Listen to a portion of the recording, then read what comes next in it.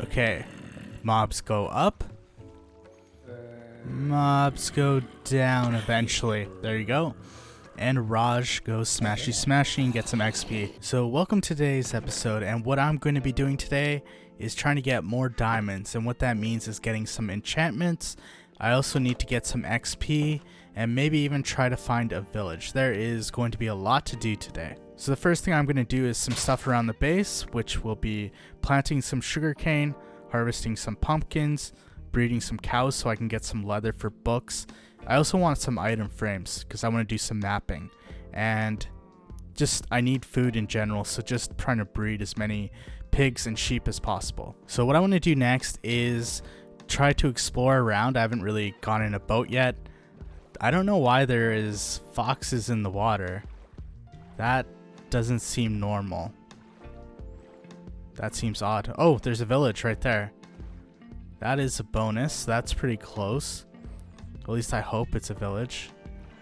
So I can check that out, try to get some resources. And I got a bunch of stuff for villager trade. So hopefully I can trade something with them. So I can either get more emeralds to trade with them or some books. Cool, so I finally found the second half of the village. It's a bit weird. It's half is down here. So luckily I found some empty maps in here. So I won't have to expend some iron and redstone to actually craft some maps. So it seems like this village doesn't have a lot of job site blocks, and a lot of the villagers are unemployed. So I'm gonna have to craft some lecterns. Although it really wouldn't matter because with villagers you can reset their trades pretty easily. So I finally got my lectern. This guy looks like he's unemployed, or he just has a really nice shirt. And let's see if this works. No, not interested. Don't want to be employed as a librarian. Well, that sucks. What about you? Would you like to be a librarian? No? Not interested? Don't like books? Don't like reading? Well, if they're not going to cooperate with me, I might as well destroy their job site blocks. Oh, there we go. There's a librarian. So what is this? A trade? Channeling. Well, that's really useless for me right now. Now that I think about this, this might have been a bit premature because I don't have any emeralds or way to get emeralds. But at least I know the village is really close to me. Like really, really close to me. And you, sir, you will not get my lectern. It is my lectern. Yeah, don't look at me judging me. Don't walk away. And let's head back. Oh, there's a ruined portal right there. Let's check that out and see if I can get anything good out of it. The other thing I want to do is grab these magma blocks so I can put some elevators in. I think also while I was coming over here, I noticed that, yeah, it's right there. It looks like, oh, I thought it was an ocean monument, but it doesn't look like an ocean monument. It looks like ocean ruins. So there'll be more drowned down here.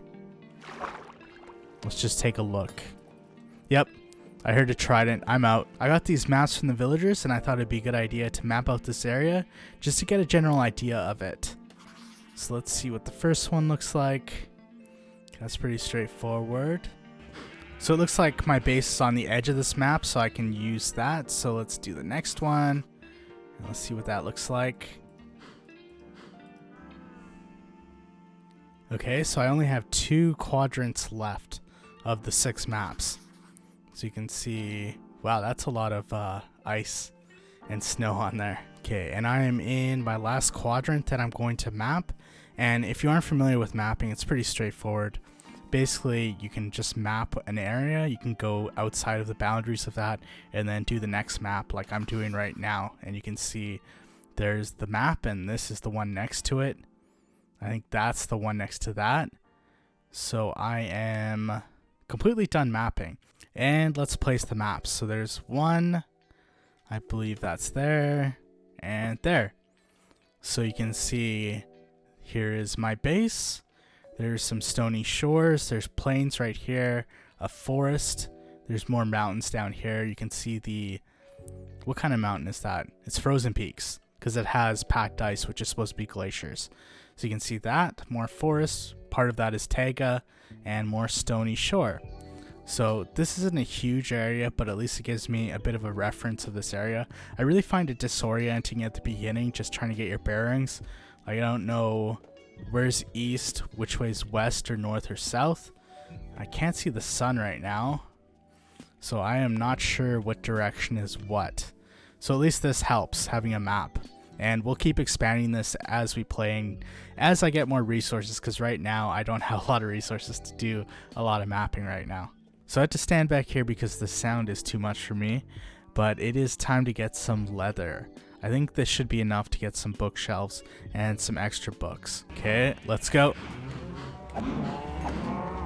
So it looks like I got 42, which I think is pretty close, but I'm not sure, we'll see. So from 42 leather, I can get 21 books, and let's see if I can get some wood here. I got some wood already. So is that enough? That is 6.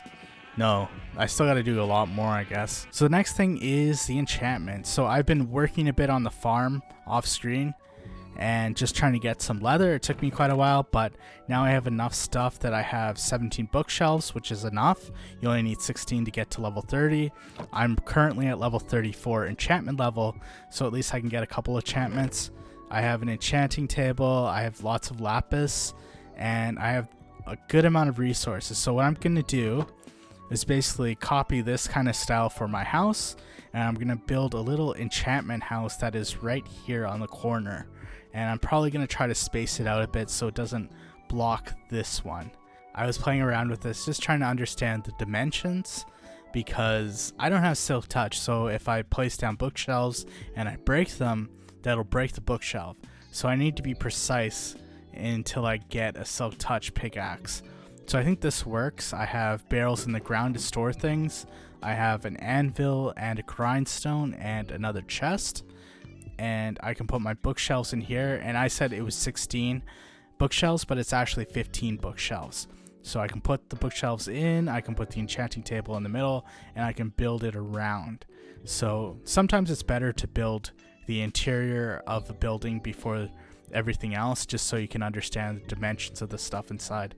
Okay, let's put down the bookshelves. So 1, 2, 3, 4, 5, 6, 7, 8, 9, 10, 11, 12, 13, 14, 15. So that is enough, but I'll put a couple more just for the aesthetic of it. And let's put the enchanting table in the middle. Let's grab some lapis just out of curiosity. I'm curious if what I'll get on this diamond pickaxe I already crafted. So let's see, Unbreaking 3, Efficiency 3. I have 30 levels, so you know what? Let's do it. Let's see what I can get with Unbreaking 3. And that's all I got. That was a complete waste. So after I have finished building this, I need some way to get XP and enchantment levels.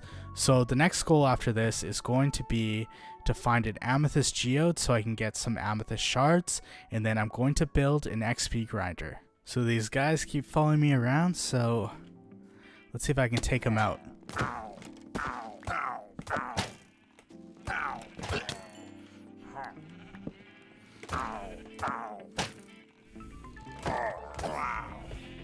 So that's 2 of them. I took out 1 earlier. I don't see a banner guy around here. Okay, cool. So I dealt with that. And I have finished the enchantment house. So now we should work on the XP grinder. So I will need some tinted glass for what I want to do. So I'm back at the Amethyst Geode and I'm trying to get into it, but I'm a little confused. So this is the outer layers, the calcite, the smooth basalt. So it should be down, but then I keep hitting other stuff. And I'm trying to not hit these ones, which are the amethyst buds, or the budding amethyst blocks. That's where the amethyst shards grow off of. And I'm trying to find the inside and find some shards that are already there. So this is all smooth basalt.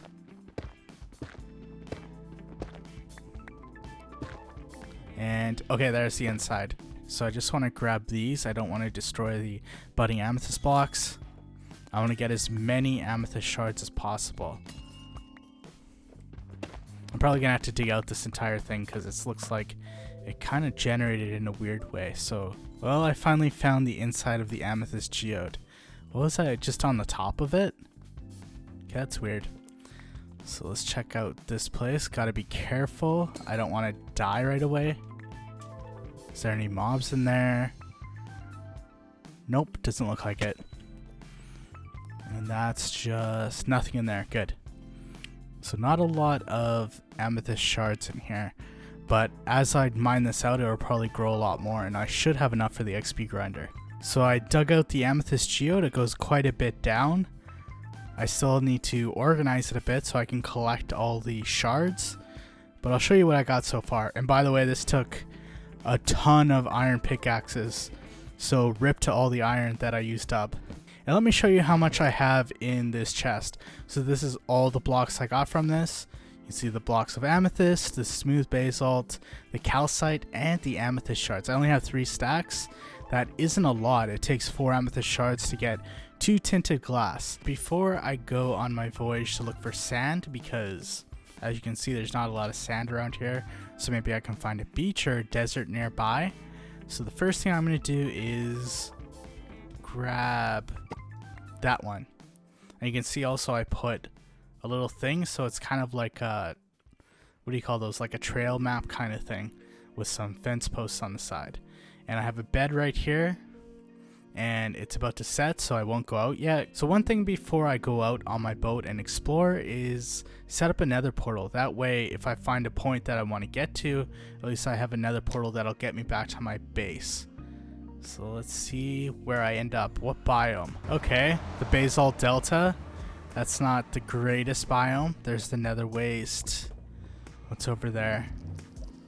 More of the same. Okay, that's not bad though. At least I'm close to some magma blocks if I want them. Okay, let's see if I can find a desert somewhere around here.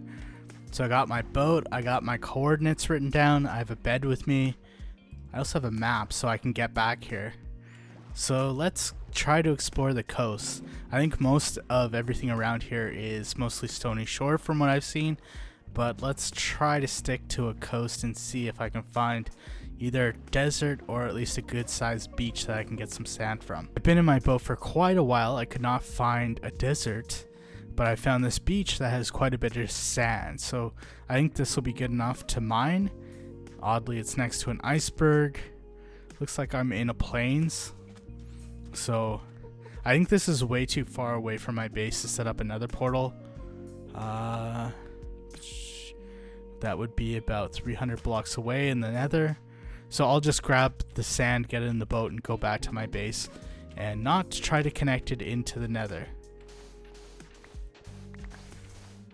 So back at my base, it took me forever, but might as well start throwing this sand into the furnaces and get some glass.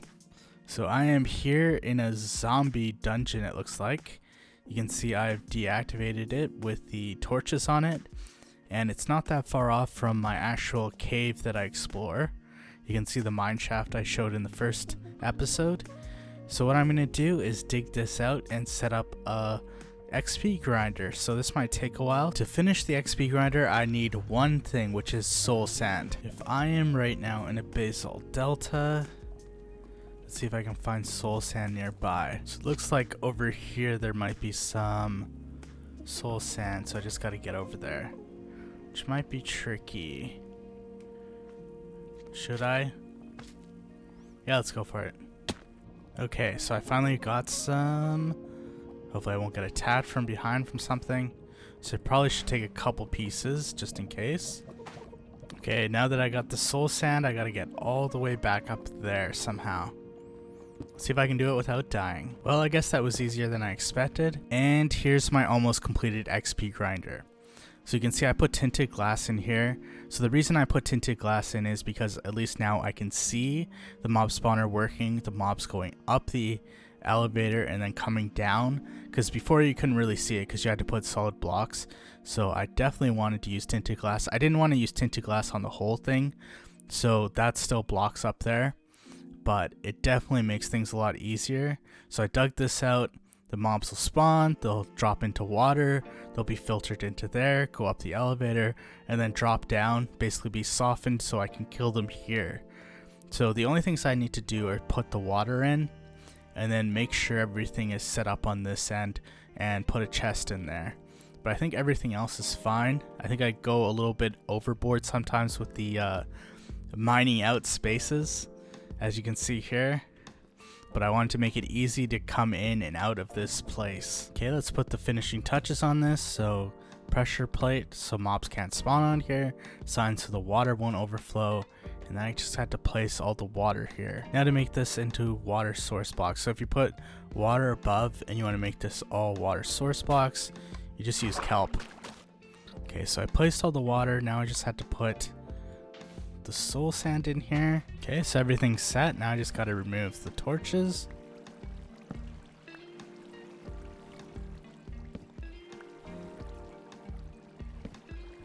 Okay, mobs are spawning. Okay, mobs go up. Mobs go down eventually. There you go.